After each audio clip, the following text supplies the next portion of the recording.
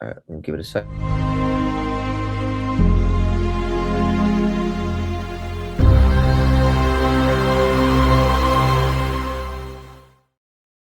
What is up, everybody? We welcome you to Sports Shack, episode 43. I'm Brandon Natali, along with Denis Tui, and we got a special guest with us today in Michael Marandino. He's going to be with us talking about the NBA trade deadline and anything in the NBA world. And obviously, we're going to talk about the Super Bowl that's coming up, as we got a lot to talk about in terms of that. I know the halftime performance is going to be with Bad Bunny. And then obviously, we got the Patriots going up against the Seattle Seahawks. So definitely very interesting matchups. But before we get into that, obviously, I just want to try something real quick. We have the SportsShack trading card of the week. And we have right here this 2021 Pokemon Swish FA Charizard VMAX Shining Fates. Now, right here, this card is obviously automatically valuable because it's a Charizard, and it's one of the most beloved Pokemon in the franchise. The card was also released in February 19th, 2021 with the Shining Fates Pokemon set. So considering it's a Gem Mint 10 from the 2021, which makes it special as well. Although the price of the Mint 10 is lower than some of the other Charizards of similar era because they printed this card very well, meaning more PSA 10 grades or lower costs per. It is highly shiny, featuring black and red coloring as a premier shiny vault chase card, and it is renowned as its high 30/30 HP powerful G-Max Wildfire attack. So obviously, fellas, any thoughts on this card? I mean, it looks good. I mean, you know me, I'm a Squirrel Brain Pokemon fan. Like, I don't really play it anymore. I used to when I was younger, and I mean, it's cool. Like, I think it's cool. I think it's cool. Especially any Charizard, which Dude, obviously we know is one of the most beloved Pokemon in the franchise. of course. So yeah, but obviously, so thank you guys for that, fellas. How you guys doing today? I'm doing good. I'm doing good. Mike, how about you? First time on the program. Yeah, no, I'm doing great. It's an honor, and I really appreciate y'all having me on, and it's an honor being the first guest, for sure. For sure. No, absolutely. There's been a lot of trade deadlines moves going on. Not much with Giannis yet. As a lot of people are expecting something to happen, and if not, maybe in the offseason. Kristaps Porzingis just got traded. So I feel like he's been shipped around a lot. I remember when he just got drafted by the Knicks. Mm-hmm. Mike knows firsthand, as the diehard Knicks fan that he is. Obviously, like I said, Chris Paul got traded. James Harden got traded again. Is that a shocker? I think not. But fellas, I have to ask, of all the moves that just happened, which one shocks you the most that happened so far? Mike, go ahead. You're the guest. Guest Yeah? first. Cool. All right. So the one that shocks me the most, I'm gonna be honest. It was the Harden trade for me because, like, the Clippers. I don't know if we all know this, but the Clippers started the season terrible. They were like 6-22, something like that. And everyone's like, "Yo, like y'all got to start putting some wins together because the Thunder have your pick. So if y'all keep losing, the Thunder are gonna get a top 5 pick. And this draft this year is stacked. And then the Clippers put together a really good winning streak. And they were like starting to get back in the play-in with Harden and Kawhi playing together. So when I saw he wanted to get traded, I was kind of confused. I'm like, why? But I know he's trying to chase a ring. So I guess he thought maybe Cleveland was a good option for that. And I've seen some rumblings about LeBron maybe potentially going back and teaming up with him, Harden, and Mitchell. So that's always a possibility because I think LeBron has either a player option or his contract expires this offseason. So that's interesting to keep in mind for the offseason. But yeah, I'm going to say the Harden trade. I was definitely surprised by that just because the Clippers were doing so well. They're on a roll. It looked like they were going to get back in the play-in, and now Harden's gone. I mean, they have Darius Garland. Darius Garland's a very, very good player, very good point guard, just like Harden. But I know he has like a toe injury, I believe, that's been kind of bugging him. So they have to watch out for that. But yeah, I would say the Harden trade. That definitely surprised me. Yeah, that's a good one. I didn't see any kind of rumors or anything like that You didn't hear that he was unhappy or anything like that. You thought he was with Kawhi, so everything would have been copacetic. But I guess, like you said, he saw a better chance at winning a ring elsewhere. And I understand it from his perspective, but man, you think about the Clippers. They traded away Shea Gilgeous-Alexander for Paul George, who just got suspended, but hasn't been on the team in years. And like you just see everything the Thunder is doing and what they could have had, what they could have built. Because don't forget, when they got rid of Shea Gilgeous-Alexander, they also gave up draft picks. Mm-hmm. I mean, really, Thunder made out bandits. I mean, that's probably the best trade ever in sports for one team. I mean, it's almost like it's like the NBA equivalent to like the Herschel Walker trade. Wow. The Luka Doncic trade last year is up there as well. But still, like now they're really in dire straits for the Clippers. And then I just saw that Ivica Zubac could also get moved. So we'll see. I'm not sure. It's so hard to trade for players now in the NBA. Like you're seeing a lot of the players going are fringe role players or guys fighting for minutes going for second round picks. Mm-hmm. That's how. I mean, just to add to that too, with the whole first apron, second apron luxury tax thing, you're absolutely right. But I just wanted to add like aprons and the luxury tax. It's even harder than it was before. It's so complicated. It's so complicated. Like the mental gymnastics. Yep. Very complicated. Okay. But I would say you talked about the James Harden trade. At this point, I don't know if it needs to be like when the NBA stepped in and took over the Hornets for the Dallas Mavericks. What are they doing? You wind up trading away Luka Doncic and Anthony Davis for Cooper Flag, and I mean, I guess a bag of balls. Like I gotta be honest. Oh, I guess that's they traded him. They traded away Anthony Davis. It felt like for nothing. They no. So with the Anthony Davis trade, they got more back than they did with the Luka trade. They got more in return. Because with the Luka trade, it was AD, Christie, and a first-round pick. But with the AD trade, they got Middleton, AJ Johnson, Malachi Branham, Marvin Bagley, 2 first-round picks, and 3 second-round picks. So they got more for AD, D'Lo, Jaden Hardy, Dante Exum than the Luka trade. It's so bizarre. But I mean, listen, Chris Middleton's practically like 1 foot out the door at this point. Like the picks are nice, but short term, if you're a Mavericks fan, you got to be beside yourselves. But I get it. If you want to build around Cooper Flag, Anthony Davis is never healthy. So I understand that, but that was really out of left field. I thought he was going to be going to the Hawks, to be honest with you, because after that Trae Young trade, they still have things that they could move around. And then I thought Anthony Davis and Jalen Johnson, that's a pretty good team. Just those two alone, never mind some of the other players that would still be left over. But instead, they traded away Kristaps Porzingis in – what was that? That was the Kuminga trade. Yeah, Buddy Hield too. Right. So that's not bad for them. And Porzingis is another guy. He's a good player. He's never on the field, never on the court, excuse me, it feels like. So I'm not sure what the Warriors are thinking, but I'm guessing they still think there's a world that they could get Giannis. I always thought that was by far the hardest to get done. Right. I feel like I remember I was watching First Take yesterday. They were talking about, I think it was Chris Russo, because they were also talking about Draymond Green and the possibility that this might be his last month as a Golden State Warrior. And it's crazy to think that of all the years and time he spent with the team, such a legendary time. And it was funny watching his press conference. And just basically what he said, just grateful for his time there. And honestly, you can't complain. 4-time champion, known as one of the best defensive players in the league. So if he's going to be part of that Giannis trade potentially, then hey, I guess they're just stacking now. Do you think they would include draft picks in that, the Warriors? They have to, because now there's no Kuminga or Buddy Hield to offer. I think this is like in chess when if you knock your king over, you lose. I think that's how it is. I think this is them waving the white flag that they couldn't get a deal done for Giannis and take what you can get.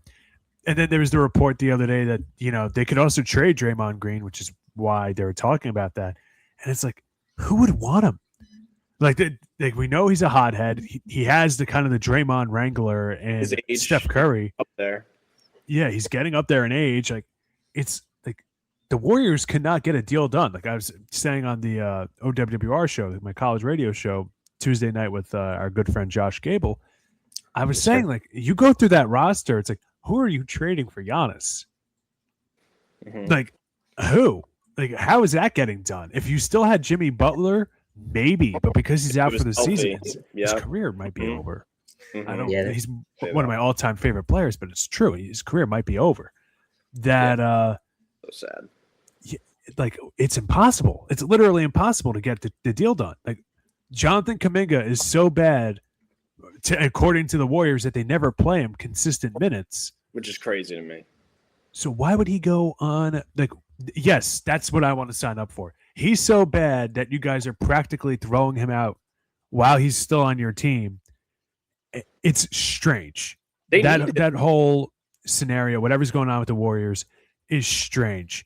But I mean, there are other things to kind of dislike about Jonathan Kuminga, right? He's never posted a positive season in net points. His offense this year was at its worst. He's at number 384 out of 391 in passing. If you look up some of like the advanced analytics, it's a lot of red. It's not a lot of red. Yeah, what you'd sign up for.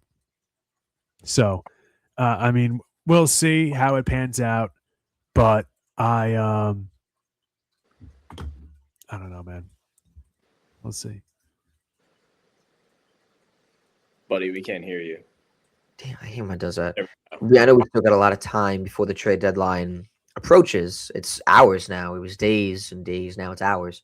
I feel like there's been a lot of moves happening within these past couple of days as speculations and rumors going on for about a month now. And obviously now there's a lot of traction going on with the deadline. It's cool to see that the Knicks are not doing anything. I don't think that they should break up this core because, I had a horrible win streak. Losing streak. Obviously, it's great when you have a win streak. But I feel like right now what's been going on with, what was going on with the Knicks and Mike knows. They were losing, 9 out of the past 11 games before they went on this win streak. What a nightmare. It was a really bad, it was a nightmare of a stretch because the media and everybody was already going off on the Knicks and questioning whether Mike Brown is the right guy. Did they make a mistake firing Tibbs? But now it's back to normal, I would say. Well, I will say the team definitely had to buy in because even after their big win in Toronto against Toronto again, and we're like 11-0 against Toronto in our past 11 games, we absolutely own them. I'm sorry, Toronto. Sorry, RJ and Quickly. I love y'all, but like we own y'all. It's business, But Mikhail said in the post-game interview, he's like, I got to be more coachable. So to answer your question, like, is it Mike Brown? I don't think this was coaching. I think this was the players buying in to Mike Brown's system because Tim played you too many minutes. I just saw a post on Instagram from Fireside Knicks, an Instagram account I follow, and it was showing the differences, like in records. I think it was before yesterday's game against Denver. Just the differences between Brown and Tibbs, and you could just tell like the starters' minutes were down by like 4 minutes, the bench's minutes were up by 4 minutes. So right there, that shows that Brown is playing the starters less minutes, keeping them fresh.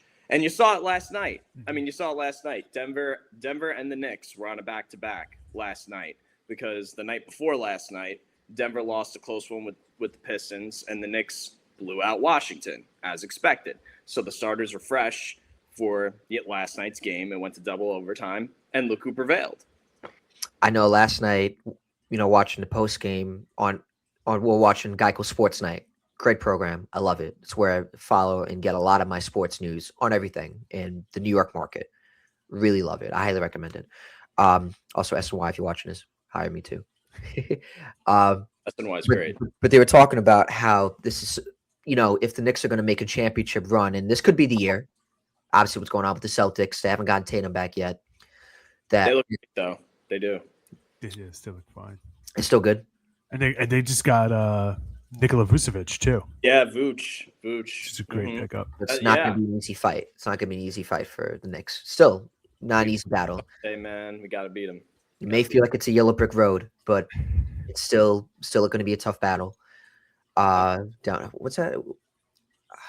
What's that in SpongeBob? The first SpongeBob movie. What's the road they go on? Uh, I can't oh, think of it. is it a road? I don't know. Well, the Shell City Road, whatever I'll call Yeah, it. yeah, Shell The City. Shell City Road. But either way, so the point I'm trying to get is that, this could have been a potential finals battle in June. Would you say that against the Nuggets if the Knicks? Definitely. I mean, I want to say that, but okay. I guess potentially because last year Denver took OKC to 7 games, so it's possible. Right. It's possible. It's just tough. It's tough to see anyone beat OKC. But if anyone could do it, I feel like it's Denver. Yeah. Like, I don't think it's like that's what I think is going to happen. I think it's more so if you told me in June or July that the NBA Finals was Nuggets versus Knicks, I wouldn't be surprised. Going into the year, that's what I thought it would be. So Okay. That'd be Yeah. awesome.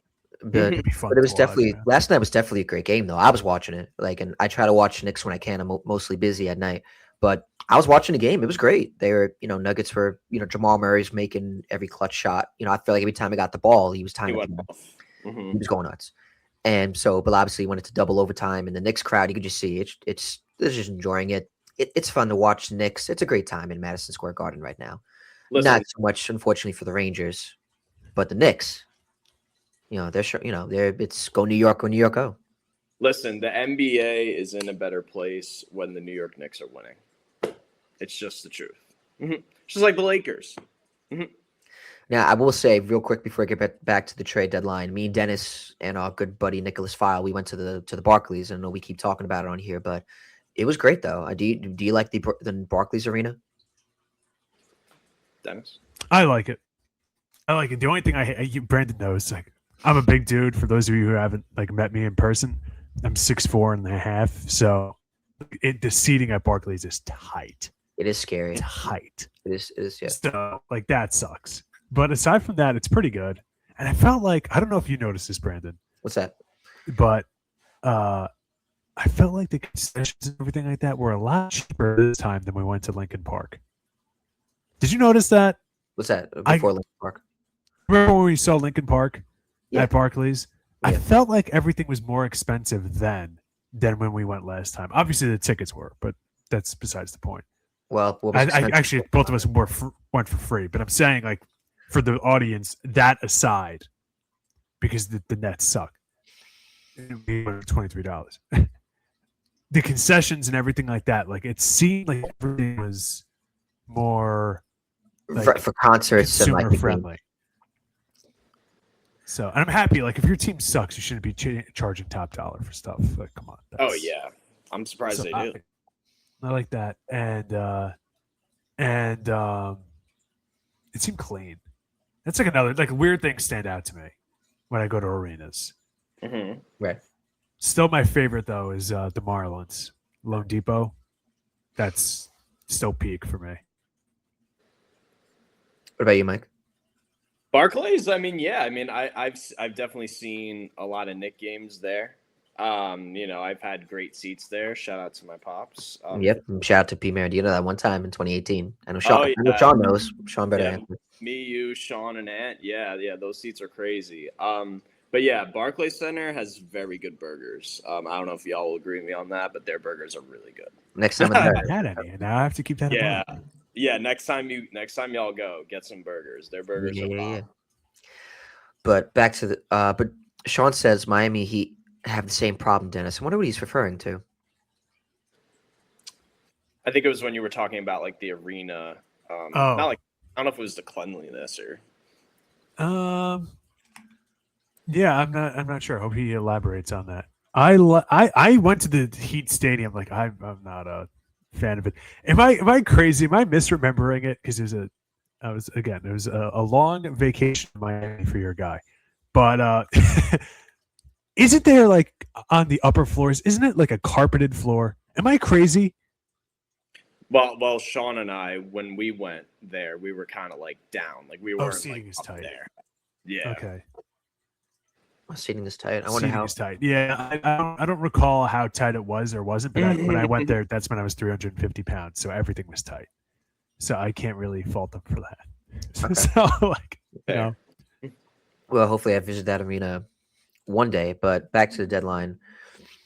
Is there any moves that you guys expect any other teams to make before it wraps up? What would you expect?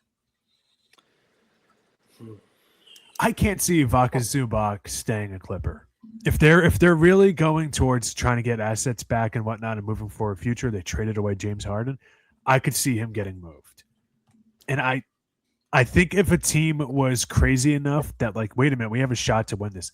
Like if the Celtics are like, we have a shot to really do something here, but I don't think they would be able to take it. I was going to say maybe Kawhi could get moved because if you got rid of James Harden, what's the point? Okay. You know, like it's simple. Like you know, like I said, it's like just simple. He should always stay a Raptor. I don't know why he never. I don't know. He's from California. Right. Okay. So that's what it came down to. That was bound to happen, but I don't know. It's just the way I look at it. You know, you won a championship there. He could have been immortalized as a Raptor, but I guess and the next year was COVID when the Heat went to the finals. Yep. That was. I don't think that Heat team would have beaten a Kawhi Raptors team. I know. I don't think. And I don't think the Lakers would have either. So he actually could have gotten himself 2 rings. And low key. I feel like the Lakers, that team in 2020. I feel like before COVID happened, I feel like they were going to win it. The Lakers. I agree. That's the vibe I got from that year. Really? Because they were actually they were a team that was kind of struggling a bit towards the end of that when they should cut the season short, and then they really like fired up in the bubble. I thought in the bubble, I thought the team that was going to win it. Maybe I was just being kind of a homer, but I thought my Suns. We were undefeated in the bubble, and I don't even think they missed it because the Blazers beat the Brooklyn Nets to get in. And Phoenix was, I mean, we were blowing teams out that they were on paper were way better than us. Yeah, y'all went on we missed the playoff by a game. Y'all went on a crazy streak. I remember that. And it was what happened was people forget this. Earlier in the season, DeAndre Ayton had to serve a PED suspension. Oh wow. So if we won one more game during that stretch, we would have made it in, and I think we would have won. Because this was before DeAndre Ayton started mailing it in. So and then that was the weird year. Next year we go to the finals for real. Yeah, so that's a good point. See, I used to cover the Suns, Mike. So this is the kind of stuff I remember writing about. Gotcha. All right. But I guess what else has been going on in the NBA world that you guys could tell us or fill us? Well, no. To answer your question, like, any moves that could. I think Ja Morant should be moved because Jaren Jackson Jr. is now in the Jazz. They trade him for Walter Clayton, a few other players and picks maybe. I know definitely Walter Clayton Jr., but I'm expecting Ja Morant to be moved because, like, you traded away Jaren. So what are you going to do with Ja and Walter Clayton? Like, I feel like Walter Clayton Jr. should kind of be the guy now, and you should move Ja. I don't know where. I don't know for who. People are saying to Miami because, like, that's kind of fits his scene and his vibe, which I could. I don't know if that's a good. I don't know. I don't think that's a horrible idea. That'd be a horrible idea. That is. But I mean, I'm expecting them to move Ja. They might not. Maybe they will. I don't know where it will be, but I wouldn't be surprised if Ja Morant at some point gets moved. Would he be a Warriors guy? I don't know because you have Steph. You already have Steph. Steph's not getting any younger. That's true. And then he could use these picks to build around Ja. But the problem with Ja is like if you try to trade him, like you have to factor in the maturity thing. It's like Miami, like with Spoelstra and that team culture, I could see that being good. But the actual scene of Miami, I'm like, oh, God. Right. I can see that going wrong in 100 different ways right away. So I agree with that. We'll see. You know, obviously, maybe he stays put in Memphis, or maybe some other team comes under the sun and underneath, and they find a way. So, you know, we go to the Warriors. I'm gonna say maybe Steph Curry finally becomes the Knick after all. But then again, we got Jalen Brunson. That would be insane. I don't think Curry's getting moved. Yeah, I think he's a Warrior for life. That'd be crazy. Yeah, that's why I can't see him getting moved. I feel like he would definitely be a Warrior for life. So, but yeah, I guess that wraps up the NBA talk. Definitely great job on that. Uh, that is very good. Inside producer is telling me that obviously we got the Super Bowl. It's crazy that's a Thursday, but I also forgot that tonight's the NFL honors. And I know Chris is really gonna. I wonder if he's listening. That's one of our inside producers. He's gonna be really hyped. Oh my god, I already expect him to go nuts tonight when they talk about defensive player of the year, offensive rookie of the year. It's gonna be very interesting to see how that goes down. In terms of Jackson Dart, yep. In terms of Jackson Dart, he definitely has a shot. I could see him winning it. I got to look at the other nominees. Let me bring them up real quick. I'd be shocked if he, I wouldn't be shocked if he didn't. But when you look at any other, like maybe there's Ashton Genty. Mm. He has, a good opportunity. I don't think Genty was a finalist. And my pick was Shamari DK from the Titans. Yeah, he had the most all-purpose yards ever by a rookie, and he didn't even make the finals. These people don't know ball. T-Mac is also. I'm done. T-Mac is also good. So I guess we'll start with, since we're on the topic of the rookie of the year. So obviously for offense rookie year, we got Jackson Dart, Emike, Travion Henderson, T-Mac, Teddy McLaurin from wide receiver on the Panthers, and then Tyler Shaw, which I actually, talking about him first, I thought Tyler Shaw actually played pretty well. The Saints were honestly in the mix for Mendoza, but he kind of erased that. I feel like he played, from the tape I saw, I thought he played pretty competitive. He was watchable compared to what I saw as a Jet fan.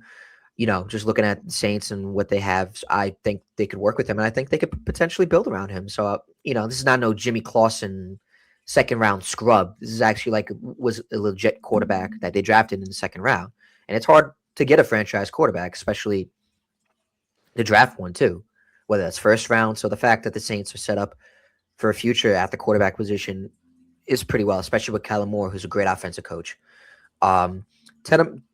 T-Mac, he obviously came onto the scene. The Panthers, I like what he proved to be the number one receiver for them, proved to be a good security blanket for Bryce Young. Travion Henderson, he came onto the scene late. I think him and Stevenson are a good committee, good run. To be honest, I don't really know who's the starter, but I'm pretty sure it's Stevenson, but because that's how much they get the share. So I don't think it's going to go to him. Emike turned out to be, he was pretty, he had a great start to the season. He was the runaway pick right away, in my opinion. But he kind of had to see he was slowing down a bit. You didn't really hear from him. I know one of our good friends, Cooper Friedman, loves Emike. Was going off about it.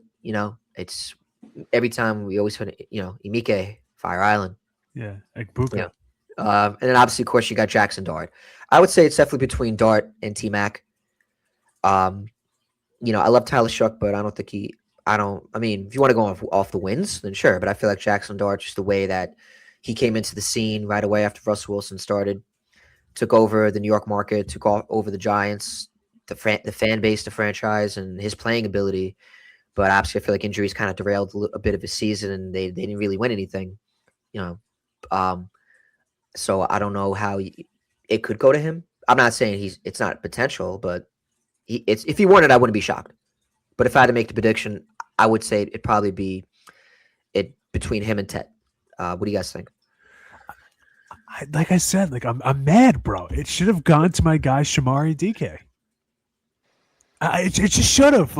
Unless of course they're holding against him that his best work came as a returner. But again, he had the most all-purpose yards by a rookie. I don't think that's kind of like a pass go collect 200. I don't understand. Buka hurt, missed time. Jackson Dart hurt, missed time. Dude from the Saints, he didn't even start the season, and he had 5 good games. I'm sorry, it should have went to.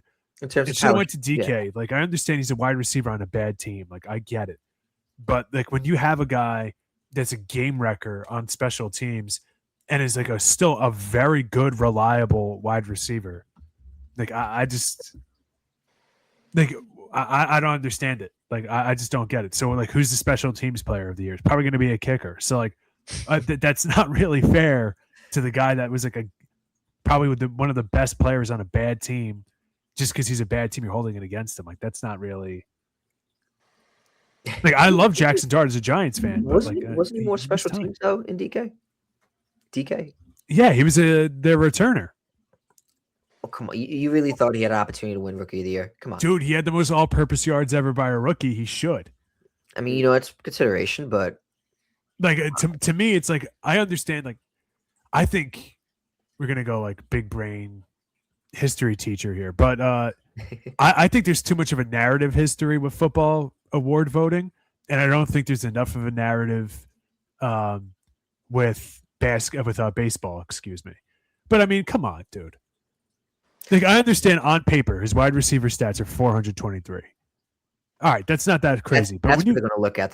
Unfortunately, they're not going to look at the all-purpose yards. but when you factor in everything he did outside of being a wide receiver, doing stuff with runs and other things, like it sucks. But like I genuinely think the best rookie is not going to be a finalist for this. Mike, any takes? I mean, I'm biased, of course, like Dennis said. We're both New York Giant fans, so like obviously I'm gonna go with my guy, Jackson Dart. I think he had an unbelievable rookie season. Obviously before he got injured, and Scat and Neighbors. And I've been telling everyone for the next season, because obviously the Super Bowl's coming up. But I've been telling everyone, I'm like, yo, don't sleep on the Giants. And now we got Harborough as the coach. I'm like, man. Like now we got Harborough. I don't know. It's just nice to feel very excited for an upcoming season. Oh no, the Giants they're definitely they're set up. They definitely still need a lot more moves, in my opinion. If the season started right away, I would say they're not ready yet. They still need another player outside of Neighbors. They got to sign Wandale back. Mm-hmm. He's a free agent. If they let him go, that would suck because I liked him. I remember when they drafted him, and I liked him right away. I knew there was something special about him. They obviously need a little, definitely can shore up the offensive line a bit. Finally let go of Evan Neal. I don't know if he's a free agent or not, but I don't know. I don't know if that experiment has really worked out. But no, like I said, Giants are definitely set up. They're set up well, definitely well positioned right now than absolutely the Jets would be, and it's a fact. Not the delusional fact. Sorry, I had to put that out there. I hope everyone's listening to that. No, I'm sorry to interrupt, Brandon, but I want to bring up something too, because obviously these are two totally different leagues. But I know, Dennis, you were saying you were frustrated because your player, he's been healthy and he has these crazy stat lines. The NBA, recently, they put a threshold, if you play X amount of games, these amount of games, you're not eligible to receive said award. So I'm curious what you guys think. Should the NFL kind of do something like that? If you only play in X amount of games because you're injured, you're not healthy, you can't be eligible for said award. I'm curious what you guys think about that. Should the NFL also do something like that? You can go, Dennis. Yeah. I mean, I'm okay with it because it makes the most sense. Mm-hmm. I just think it makes sense. The thing that sucks though is that I kind of don't. The reason why it exists in the NBA is because guys take games off. Yeah, true. Football, guys aren't taking games off. So I don't want if a guy, let's say somebody like Jackson Dart played the whole let's say he plays the whole year and was just magnificent the whole year. Is him being a backup to start the year, is that going to be held against him? That's not really I feel like in that regard, I feel like the NFL voters are pretty good. Yeah. So yeah, everything kind of Dennis just alluded to. They're not playing a lot of games to start. Like I said, I remember Baker Mayfield. I don't know if he won it in 2018. It was between him and Saquon. I'm pretty sure Saquon won it that year. Hopefully one of my producers could help me with that. But I know Baker, he didn't start the year, but I know he came in week 3, unfortunately, yes, against the Jets. And he was at the end of the year, he was a nominee for Offensive Rookie of the Year. But, I don't think it depends. If you play maybe 8 or 9 games, you're not going to get looked at. Not at all. But if you played the whole year, maybe you heard a couple games. Yeah. So, I don't think that should exclude Dart. If you look at Dart, the position, he definitely should be a clear favorite, but I wouldn't be shocked if T-Mac ended up getting it. But I think that's it for NFL Offensive Rookie of the Year. Let's look at defense. Of course, we got Abdul Carter, Seahawks. Defensive back Nick Emenwar. I can't say his name. Falcons defensive end James Pierce. Browns linebacker Carson Swasinger. And Falcons safety Xavier Watts. So that's 2 Falcons, so defense rookie of the year. Everyone's gonna come at me for this, and I know my inside producer he's gonna come at my neck for this. Abdul Carter, he's gonna be a stud. Don't get me wrong. He was drafted 2nd overall for a reason. He had a lot of pressures. Definitely got to the quarterback, sure, but what he didn't do, sacks. When you drafted 2nd overall, you have to produce, and I get it. It's his first year. I get that, but when you're looking at off defensive rookie of the year, they're not going to look at the pressures and all that stuff. They're going to look at how many sacks he got. So, granted, he had a slow start to the beginning of the year. It was late to meetings, sleeping in meetings. Hey, I've been there. Unfortunately, I've been there too. I can't. Who am I to talk? But like I said, in terms of that, I think he did pick it up at the end of the year. So and I'm excited to see what kind of future he has in the league, and he's going to develop nicely for the Giants. And I know the Browns linebacker, I think he was top 5 in the league in tackles, if I'm correct. So I'd say it between him and potentially James Pierce. What do you guys try? You can go first. Me? Yeah. Gotcha. So I'm a Penn State alum. Shout out Penn State. Abdul Carter's from there, so shout out to him. Very glad he's on the Giants, but I definitely agree with Brandon. Sorry. I definitely agree with Brandon. I don't think he'll win the award just because I also think he got off to a slow start. Like, I don't think he got as many sacks as maybe we expected. So, of course, as a Giants fan, Penn State fan, I'd love for him to win the award. But I just don't realistically see that happening. It could, but I don't see it happening. Right. Sure. But like you said, when you drafted 2nd overall, that's what they're going to look at. And of course, it's not like it takes time, but in terms of this year, that's what they're going to look at. Yeah, I agree. I got to be honest. While watching Giants games, especially the first half of the year, I didn't get the feeling that Abdul Carter was the best rookie in the league. I don't necessarily know who's better, but I didn't think he was the best. So I don't know. Like, watching the few Falcons games I watched, I got to be honest, Xavier Watts seemed pretty good. Yeah, he was definitely. Pretty sure sure all these guys are fine. Like, I kind of like. Is it bad that I kind of don't care who wins it? Like, I feel like all of them are around the same. Yeah, you saw that too, right, bud? They're there now. I guess after Dennis, Dennis, you go. It's yeah. It's just I didn't think it was a big deal. Do you want me to read the chat or? Yeah, you can read the chat. All right. So Milwaukee just announced Giannis is not being traded. I saw before we recorded that they said there's a possibility they were going to keep him, and I guess that's what happened. They didn't like the offers they were getting. They're going to wait. Thank you, Sean, for filling us in. Yeah. Okay. Insider. Okay. You just gotta hope nothing bad happens. Knock on this. You just gotta hope nothing happens to Giannis during the season while playing, like injury wise. You gotta hope you just bubble wrap him as much as you can. No, I will bring up a good point that Stephen A made on First Take. Shout out to him. Because I know it's like for Giannis, when he's healthy, all hands on deck. He's a top 5 player in the game. But he's had 4 significant calf injuries in the past 19 months. He said that. He brought that up. I didn't even know that. I didn't even know he had that many, like, in that time span. So, like, it's a concern. And he's not old. Like, it's not like he's a scrub. Like, he could still produce 28, 10, and 6. Those are his stats. But, I mean, that calf is a concern, man, because, like, I was literally at the game.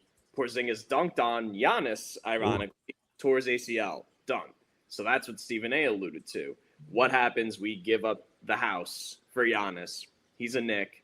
He tears his ACL.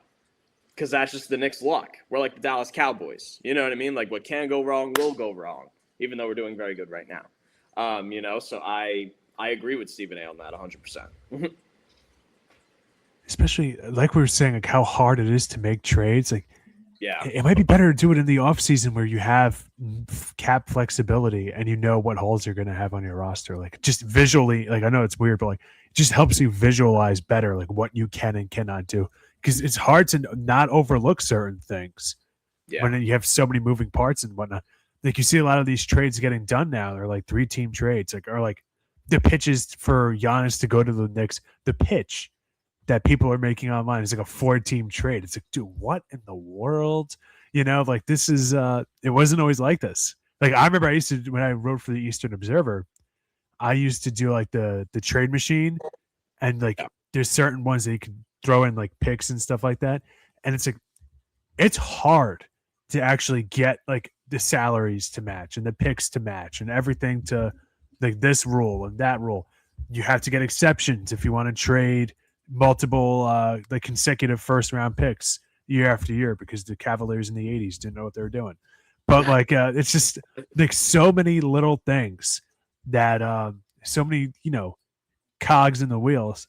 It's hard. Like I don't blame them for not doing it. And if you're not getting top shelf material back, especially when you're the Milwaukee Bucks and you waited almost 30 years to have somebody like Giannis anyway. Because when Kareem left, they had Sidney Moncrief. Then he left. Then they had Ray Allen. He was there for a little bit. Michael Redd was there. And then they're completely like Brennan Jennings. Yeah. They were completely like not even an afterthought. They're probably like the team, like if you asked somebody on the street, like name an NBA team, like they're probably the least popular team in the league. Yeah. And you get Giannis and suddenly you're relevant again. You want a real return. Like I hate to say, like they probably want a little more than just draft picks. They probably want, like I'll say this from the Knicks perspective, they'll probably want somebody like at least Mikal Bridges or OG Anunoby, like at least somebody you could sell us on in the short term.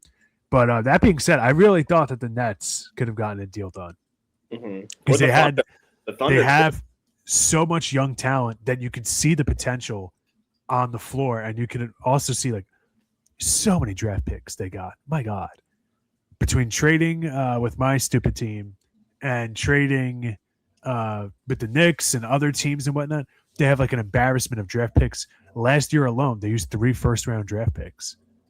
Wow. So like they're set. And some of those guys are panning out. Like Danny Wolf isn't bad. Demon isn't bad. They still have Cam Thomas. Yep. Like I'm surprised he hasn't been moved. Yeah, same. No, like the perfect 6-man. Just go out there and score. Don't worry about anything else. No, I will say, if there's any trade involving OG Anunoby, as a diehard Knicks fan, you cannot give him up. He is so valuable to this team, because if you don't have him defensively, we collapse. Like, we just collapse. He's our best defensive player. Mikal's good too, but OG is the guy. And especially when he's hot and he's flowing, like he's been these past 8 games, he's insane. And I will say this too. I had a good point to bring up. In the 2014-15 season, I remember against the Knicks at MSG, Giannis doing a behind-the-back Statue of Liberty, Michael Jordan, Air Jordan logo dunk on the Knicks. I remember seeing that when I was 14, 15 years old and being like, yo, he's skinny, but like I saw that and I was like, he could be somebody. And now look at him. Mm-hmm. Back to the NFL honors. So we got Offensive Player of the Year. We got Patch. You know what? Let's get to the MVP. Actually, no, I'm sorry. I'm going to backtrack that. We'll go back to the offense because I want to save the MVP for last. So obviously we got Drake May, Christian McCaffrey, Puka, Bijan, and Jackson Smith and Jigba. Yet again, this is for Offensive Player of the Year. I like Drake May, but I feel like he's more suited for the MVP conversation. Christian McCaffrey had a bounce back year, so he's definitely worthy of this. Puka, of course, was insane. So it's also Bijan and Jackson Smith and Jigba. This is actually a really, really hard category this year because it just so many studs. I would have to say probably goes to JSN. Just considering what. How can I go against JSN? I mean, he got me the fantasy football trophy, Brandon. Don't you just love seeing it? Don't you just love seeing it, Brandon, knowing that you'll never have it? You don't know. Okay. All right. Obviously, JSN, dude. That's my pick. And I'm happy to see that you agree. Are you guys talking about Jackson Smith Najiba? Is that Yeah. Jigba. Jigba. Yeah. Yeah. Oh my God. Yeah. 1,793 yards receiving. Golly. Mhm. Yeah. That's crazy. He had a monster. He had a monster year. I know Drake May is like top 5 at least in passing yards and passing touchdowns too. But like Brandon alluded to, MVP conversation. But I might have to agree with you guys. Jackson Smith. I mean, that's an insane amount of yards. Also, Puka Nakua. I could be pronouncing that wrong. You got it. But he's also right under him for receiving yards. I don't know if he's like a nominee. But I agree with you guys. It should be him for offensive player. Yeah, I'm gonna go Jason. Now we got defensive player of the year. This is obviously this shouldn't even be discussion, but the players that are in the category, we got Texas Will Anderson, who great guy, great player. Had a great season for Houston. He is turning into the pass rusher that they envisioned when they drafted him 3rd overall 3 years ago. Nick Benito, obviously, like I said, I also love Will Anderson because he, preaches the word of God. Always shouting out God and Jesus. God bless him. Broncos linebacker Nick Bonito, he turned out to be a great player for that Broncos defense. And Myles Garrett, who is the new NFL sack season king. Defensive end Aiden Hutchinson and Micah Parsons, who both had tremendous impacts, but this award is hands down going to Myles Garrett. Yeah. I do want to say, can I get on my soapbox for a little bit? That I understand for years people have memed the Michael Strahan. I don't know why I almost said Jason Statham.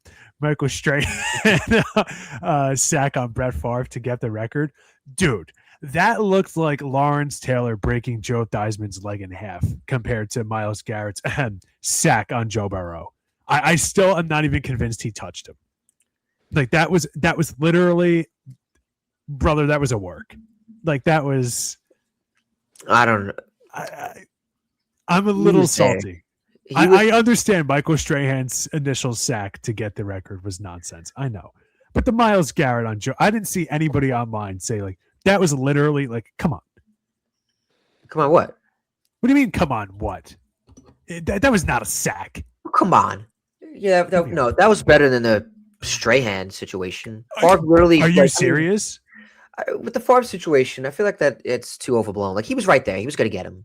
You think Favre was just going to like. Yeah. I feel like you should have did a better job of like maybe escaping. Like make it easy. Don't make it like you got to make it like don't make it easy for him. Make him like go around. Like how about maybe throw the ball? I'm just saying like don't just dive like oh hey here's the sack. Like no you gotta like I get it. Strahan was right there for the taking, but come on. Now in terms of the Myles, I feel like the Myles Garrett sack. I'm gonna watch it again, but I don't think that was too much. No, Myles Garrett was there.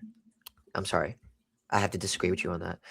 Real quick on Sean's, what did you just say, Christian? Sean, I love Christian McCaffrey. I love C-Mac. He got me to the championship in fantasy league in 23. I wanted to draft him, but everybody psyched me out of it. So I do take some blame for that though. I was going to take him, but everybody psyched me out, and I took Genty instead. But I thank Sean for Jamar Chase. Better year than JSN. Yeah, I get it, but I think I'm looking at just more the impactful year, 17. It's true, but you got a good argument though. Yeah, you got a good argument with C-Mac. We'll see, but I'm gonna go with JSN, Sean. I'm sorry. But back to defensive player of the year, it's Myles Garrett. Sorry. I know he has the sack records. Who's going to him? I'm just being a whiny Giants fan. I mean, I'll also say Myles Garrett too, but I know he's not nominated. But honorable mention, of course, as a biased Giants fan, Dennis knows. Brian Burns was second in sacks with 16.5. My guy Brian Burns, I love that guy. He should be on over Micah Parsons. Yeah. How many games did Parsons play? One before he got hurt, and if you remember, he started the year off very slow. Yeah, that is give me a break. Like Brian Burns from the jump was getting sacks. I mean, obviously not as much as Myles Garrett, but I was gonna say, in terms of comeback player of the year, I'm definitely not voting for Diggs. Sorry, Diggs. Aiden Hutchinson is worthy of it. I think he had a good. I think he had. I think he had a decent year, but I don't. I got to look at the stats again. But I mean, his injury was very gruesome against the Cowboys last year, so he's definitely worthy of being a nominee. Trevor Lawrence definitely had a bounce back year after last year. He was hurt a lot, and then leading the Jaguars to 13-4, obviously getting bounced out in the first round by the Bills, but he's definitely worthy. Christian McCaffrey, obviously, like he could arguably be comeback player of the year. I would vote for him, right? That'd be my pick. But then obviously you got Dak Prescott, who tore his hamstring and had a monster season for the Cowboys, but obviously, they didn't make the playoffs. So my vote would be Christian McCaffrey.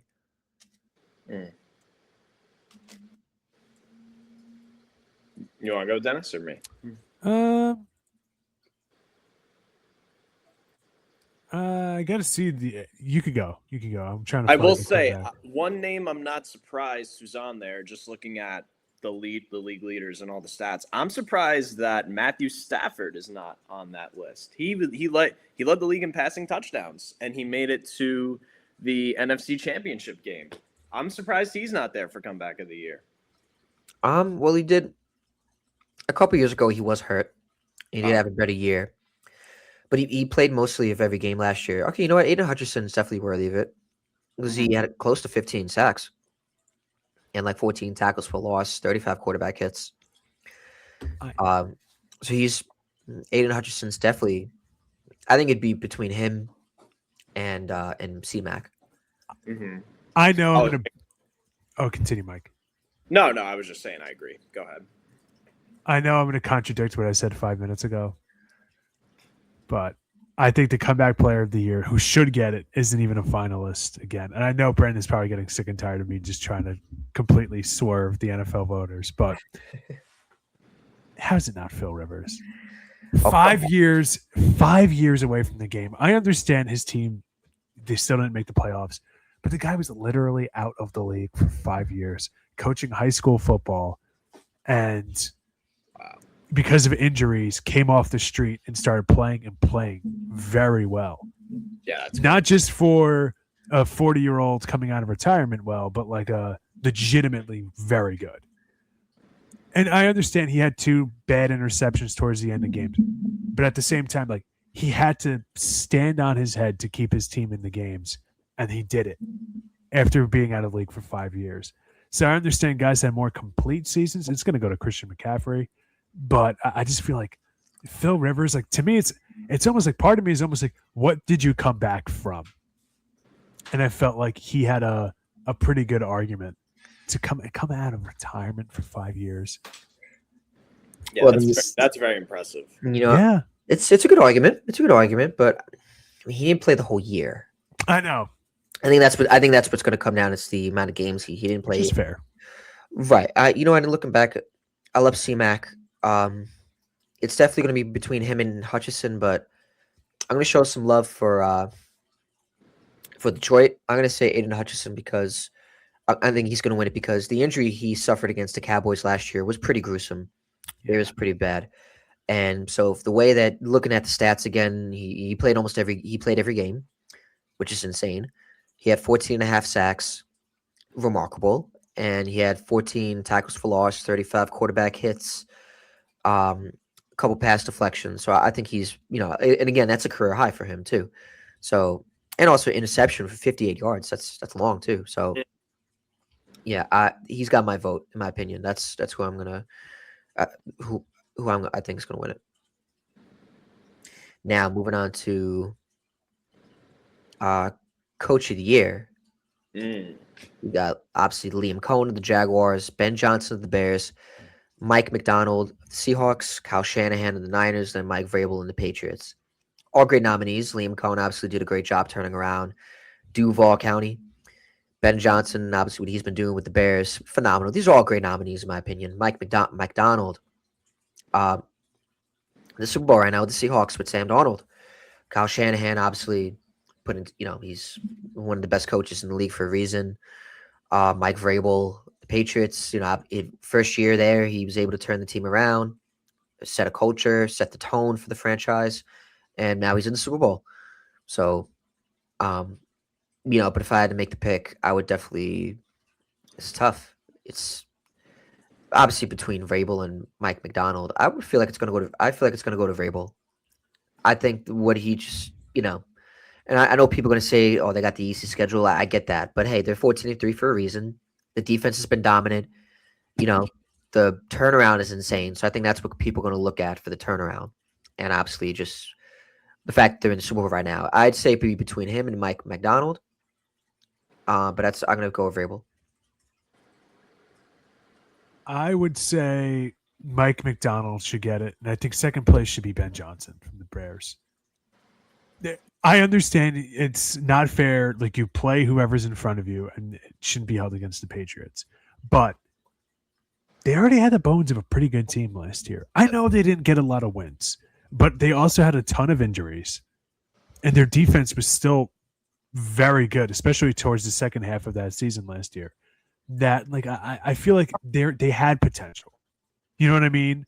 That, like, I understand win record wise, that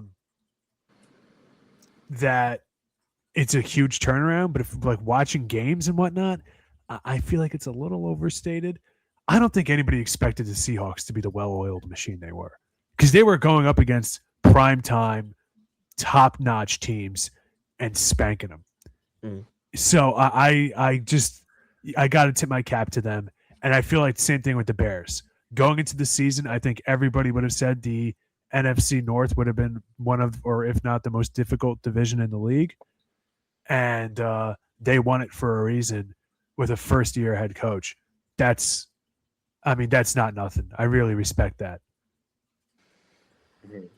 I think it could definitely either be Vrabel, Mike Vrabel, or here, one second, or it could be McDonald's, I think it could go to either one of those guys. And I remember, I think definitely a while ago, but relatively recently, I know we all probably remember, I think in 2014 or 2015, one of those years in the Super Bowl, it was Patriots Seahawks, I believe. And I remember watching that game, and I'm not even a huge NFL guy. But I remember watching that game, and it was a really good game. So I'm actually really looking forward to the Super Bowl this year because, like I said, I remember that game and the infamous interception. I think the Seahawks got it that won them the Super Bowl. Yes, Malcolm Butler. Yep. Yeah. So I know it's not really related to like Coach of the Year, but I think it could be either one of the Super Bowl teams coaches that get the Coach of the Year, and I'm looking forward to the Super Bowl this year just because I remember the Super Bowl from a little over a decade ago. Right. Yeah. But we got MVP, and so obviously we got Josh Allen, Trevor Lawrence, Drake May, Christian McCaffrey, and Matthew Stafford. I'm not voting. I love Drake May, but Can't be him. it can't be. I mean, he had a great year, but I don't think MVP worthy enough. Trevor Lawrence had a good year too. Josh Allen, I feel like if Josh Allen was in the Super Bowl, he probably would have got it again. Christian McCaffrey had a good year, yes, but ultimately, I'm going to say it's going to go to Matthew Stafford. What he was doing week in and week out on the Rams offense, to me, was incredible. And it sucks that he's not going to be in the Super Bowl again, but I'm sure he'll get the opportunity to play again. Want me to go, Dennis? Yeah. One of you two. No, yeah. I mean, I agree with you, Brandon. I think Matthew Stafford, because like I said a little bit earlier, I'm surprised he wasn't in the Offensive Player of the Year list. So the fact he's in the MVP list says a lot. So I have to agree with Brandon. I think it should also be Stafford. Stafford and JSN should be up here for MVP. He should. He just should. Listen, I like Drake May. Brandon knows this. Before the season started, I picked the Patriots to win the AFC East. I made my money on it. Booyah. And Sunday night, it's going to be the Super Bowl, and there's not one person on God's green earth who thinks Jackson Smith-Njigba isn't the best player in the game. And that, to me, is just, how is he not a finalist? I don't get it. I don't think Josh Allen should be on here either. I really don't. Over JSN, I don't think so. I would have picked him for MVP, but I understand it's become a quarterback of the year award. Fine. Matt Stafford should get it, but they should just rename it the Quarterback Player of the Year award. Quarterback Player of the Year, Quarterback of the Year. Johnny Yeah. Unitas Memorial Quarterback of the Year award, or Otto Graham Memorial Quarterback of the Year award. I don't know. Yeah, Pick maybe. some dead quarterback, name it after him, and woohoo. Like, what are we doing here? After Aaron Rodgers won his last MVP, like I literally like say it's complete Mickey Mouse. I mean, you guys obviously know way better than I do, but if the MVP award in the NFL for however long, if it's just gone to quarterbacks, then I agree with Dennis. Then it should be called quarterback. I think offhand there might have been 7 or 8 that weren't quarterbacks. There's a kicker one year that won it. Wow. There's the last non-quarterback to win it was Adrian Peterson. Did wow. it? I guess when we were in early high school or late middle school? we were in seventh grade. Okay. Wow. Yeah, it's a long time ago. So like that was the last time it happened, but before that, like Alan Page won it for the Vikings back in the day. I think Lawrence Taylor won 1 or 2. It's very rare.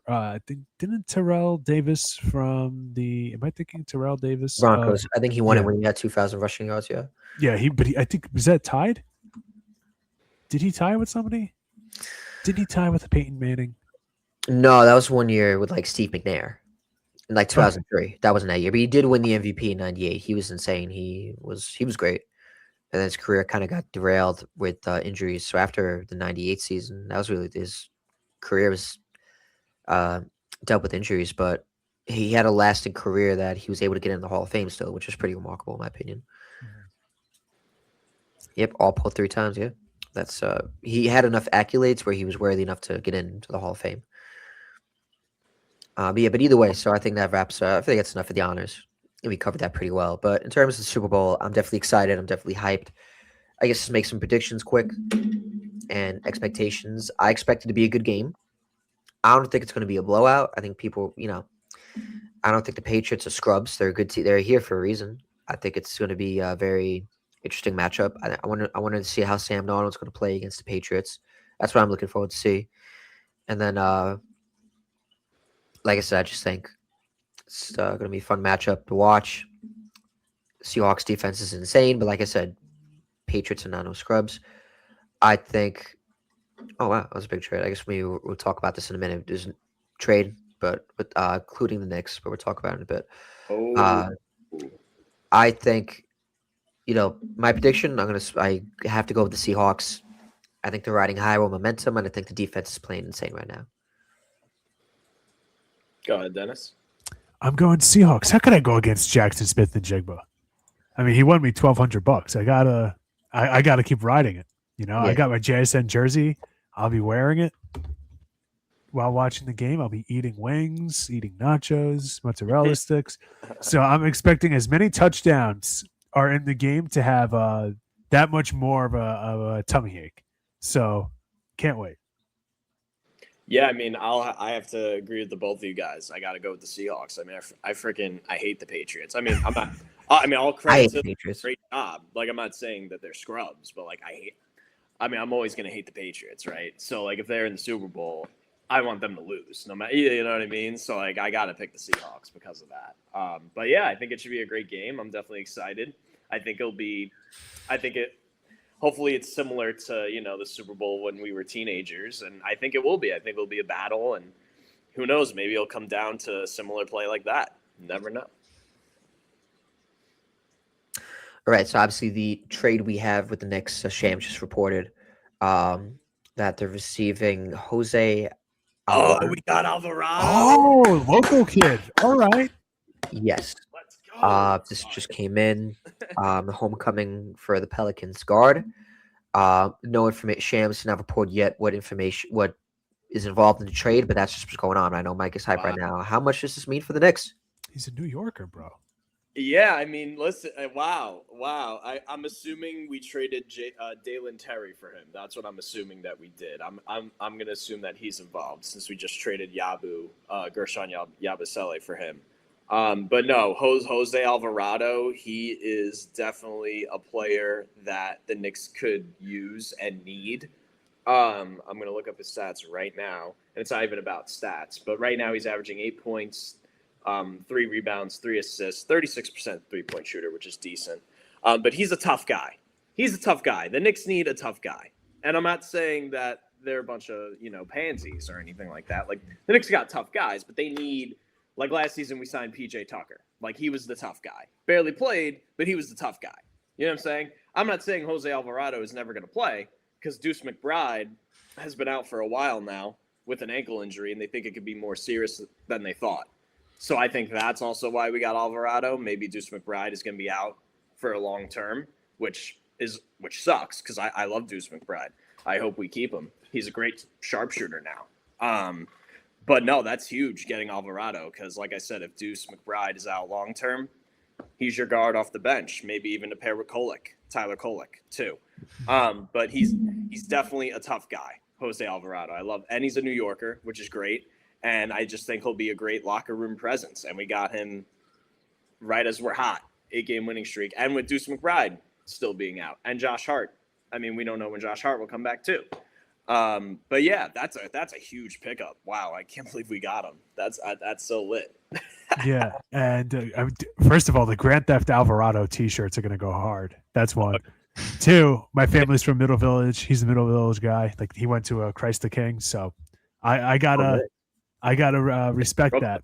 Mm-hmm. Love it. Yeah, he was born in Brooklyn, but he went to Middle Village, Queens for high school. So I gotta respect it, bro. I gotta respect it. So I like it. Scrappy point guard, really good defender as a point guard. Mm-hmm. Everybody's seen like the videos of him getting like crazy steals and stuff like that, where he got the nickname Grand Theft Alvarado. And that's a good pairing for even if they wanted to pair him up with like Brunson or something like that, to give him the tougher guard assignment, defensive assignment. That like maybe there's something there.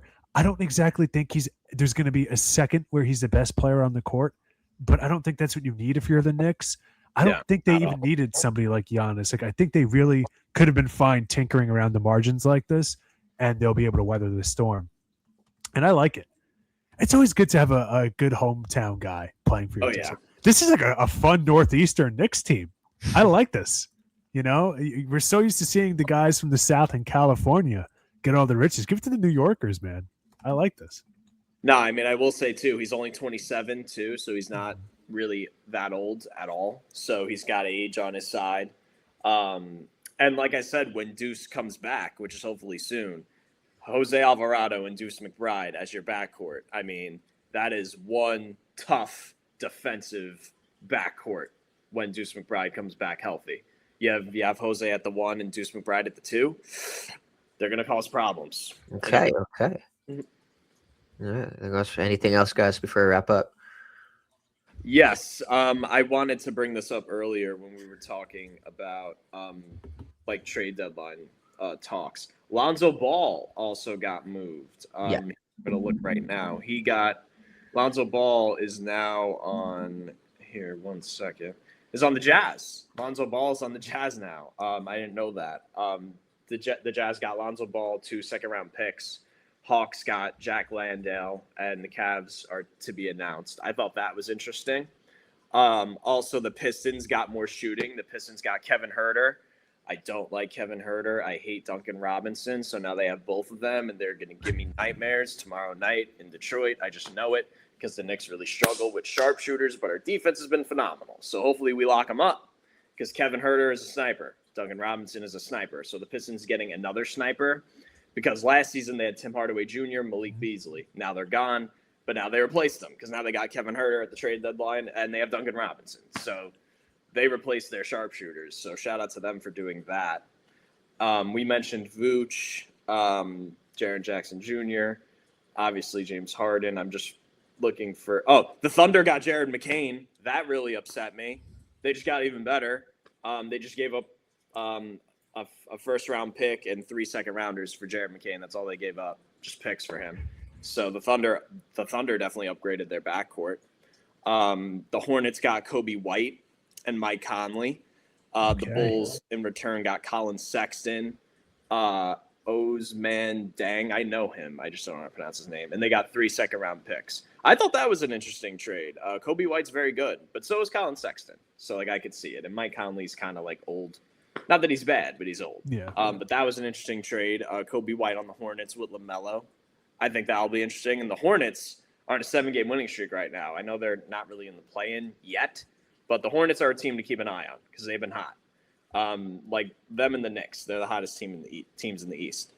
But yeah, I think that's about it. I did see a report. You mentioned Lonzo Ball. I did see a report that he's going to get bought out. He's going to be a free agent. So we'll see how that goes. One more trade. The Lakers got Luke Kennard. The Lakers got Luke Kennard, traded Gabe Vincent and a second rounder to the Hawks. I think that's a great trade. Luke Kennard is a sniper. So is Gabe Vincent, but like Luke Kennard is the better player. Like you tell me, oh, you want Gabe Vincent or Luke Kennard? I'm taking Luke Kennard all day. So I think that's good for the Lakers too. Yeah, he's bigger. Yeah. So. All right. No trades for my guys. I'm a little bummed out here for Phoenix. Wait, who's your team again, Dennis? I'm sorry. Phoenix. Yeah, but you guys are doing great. You guys. Yeah, I know. Fantastic. I don't think you guys need to do anything. I mean, I could be wrong, but. Yeah, I just wish that we got like I wish that we had a trade that just completely fell into our lap and we had to give up nothing. And it's just, I love it. Like right away. Yeah. I can't believe the Knicks got Jose Alvarado. That's like actually. That's fun to think about. Like, because I knew it was possible, but like, I'm like the team, like I like the team. I'm like, I wouldn't be surprised if we did nothing. And then we got this Terry guy. And then I saw that he might be moved for somebody. So, and then I saw a video on like a Knicks Instagram account I follow of like Leon Rose, like, walking down like MSG, like away from his seat, like on the phone. So I'm like, oh, I already know Leon the Don is about to make his moves, man. Leon's cooking. He always finds a way, Leon. I love Leon. Leon's cooking. Roster. All right. Anything else? No, I think we're good. I think that's it for me. All right, great. This is a great episode of SportsShack, in my opinion. Obviously, I'm Brandon Talley, Denis Tui, Michael Marin, Dino. Hopefully, other guest appearances when possible. And I hope everybody has a great Super Bowl weekend and hope everybody has a great day. Thank you for listening. Thanks for watching. Don't forget to like, subscribe, and share.